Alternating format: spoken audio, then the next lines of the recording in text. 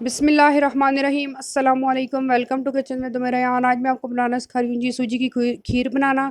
बहुत ही ईजी और झटपट से बनने वाली रेसिपी। आप लोग इस तरीके से बनाएं, एंजॉय करें। इसके लिए हमें जो चीज़ें चाहिए, सबसे पहले तो ये मेरे पास है सूजी। 2 टेबल स्पून मैंने लिए है सूजी। अब हम इसके लिए कुछ चाहिए नट्स। ये मैंने लिए हैं जी किशमिश, पिस्ते कटे हुए, ये मेरे पास खोपरा कटा हुआ, बादाम कटे हुए। और हाफ़ कप मैंने लिया है जी गुड़। ये देसी गुड़ है, इसको मैंने अच्छे से कूट लिया ताकि गलने में आसानी हो, इस तरीके से। और 1 टेबल स्पून मैंने लिया है कस्टर्ड पाउडर। आप कोई सा भी ले सकते हैं कस्टर्ड पाउडर।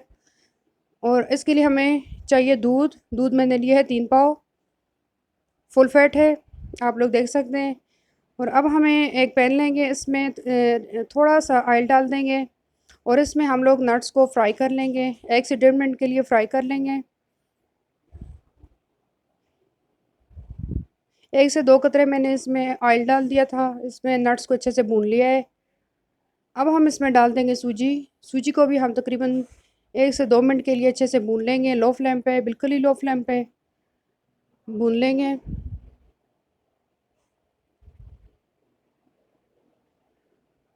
ये देखिए जी, सूजी को हमने अच्छे से भून लिया है। और अब हम इसमें शामिल कर देंगे दूध।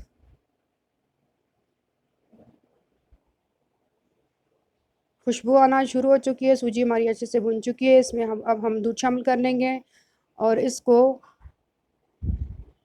बॉयल आने तक पकाएंगे। दूध हमारा अच्छे से उबल चुका है और अब हम इसमें शामिल कर देंगे गुड़। ये देखें जी, इसको मैंने काट छोटे छोटे टुकड़ों में कूट लिया है। अब हम शामिल कर लेंगे ताकि गलने में आसानी हो। ये देखिए जी, 5 से 7 मिनट इसको मैंने पकाया है और इसमें अब हम किशमिश शामिल शामिल कर लेंगे। ये देखिए जी, खीर हमारी ऐसे ऐसे गाढ़ी होना शुरू हो चुकी है और गुड़ भी गल चुका है।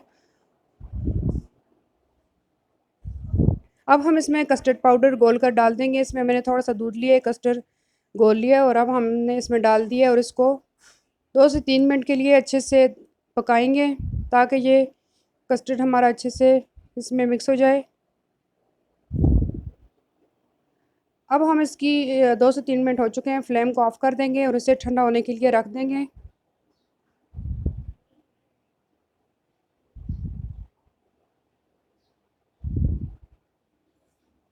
ये देखें जी, खीर हमारी बहुत ही अच्छे से ठंडी हो चुकी है और अब हम इसे डिश आउट करते हैं और फिर आपको इसकी फ़ाइनल लुक बताते हैं।